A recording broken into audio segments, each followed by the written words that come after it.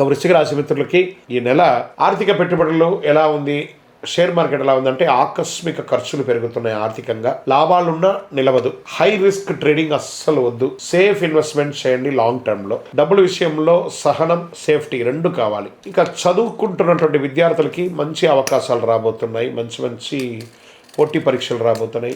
పరీక్షల్లో విజయం సాధించండి. విదేశీయ చదువు కోసం ప్రయత్నం చేసే వాళ్ళకి మంచి యూనివర్సిటీని ఎంచుకోండి. మంచి అవకాశాలు ఉంటాయి. ఉద్యోగం చేస్తున్నటువంటి విదేశీయ ఉద్యోగులకి కొంచెం మిశ్రమ ఫలితాలు ఉంటున్నాయి. ఇంకా డాక్టర్స్, అడ్వకేట్స్, పోలీస్ డిపార్ట్మెంట్ లేదా డిఫెన్స్ కానీ ఇలాంటి సర్వీస్ సెక్టర్, పబ్లిక్ సర్వీస్ సెక్టర్లో ఉన్న వాళ్ళకి మంచి అవకాశాలు రాబోతున్నాయి. ఇదంతా కూడా మంచి సమయం. పోస్ట్ ఫిబ్రవరి 20 తర్వాత ఇవన్నీ కూడా జరుగుతాయి. తర్వాత వ్యవసాయదారులకి భూగర్భ జలాల యొక్క సమస్య మొదలవుతుంది. ఖర్చులు అకస్మాత్తుగా పెరుగుతాయి.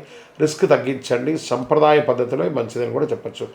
రియల్ ఎస్టేట్, కుటుంబ ఆస్తి విషయంలో గొడవలు వచ్చే అవకాశాలు బాగున్నాయి. కొనుగోలు కొంచెం ఆలస్యమైన, అమ్మకం లీగల్ క్లారిటీ అవసరం. మాట కంటే పేపర్లు చాలా ముఖ్యం. వృశ్చిక రాశి మిత్రులారా, ఇంకా కోర్టు కేసులు అనేటప్పటికీ కేసులో రహస్య మలుపులు, ప్రత్యర్థి వ్యూహం మారుతుంది. మీరు నిశ్శబ్దంగా ఉంటేనే పై చేయి, లాయర్ మాట వినండి. ఇక కుటుంబ సభ్యుల మధ్య ఒకళ్ళ పట్ల ఒకళ్ళ అనుమానాలు, మాటల వల్ల గాయాలు, పిల్లల విషయంలో టెన్షన్. అడిగే ప్రేమ కాదు, ఇచ్చే ఓర్పు అవసరం కూడా ఉండాలి ఈ నెల. అదే మీరు నిర్ణయం తీసుకోవాల్సినటువంటి ఒక విషయం. ఇంకా హార్మోన్ల సమస్య, స్ట్రెస్, చిన్న గాయాలు ఇవన్నీ అవకాశాలు. శస్త్రచికిత్స కూడా అవకాశాలను వృశ్చిక రాశి మిత్రులారా. ధ్యానం అవసరం. ఒంటరిగా కొద్దిసేపు గడపండి. అందరితో మాట్లాడడం మానేయండి.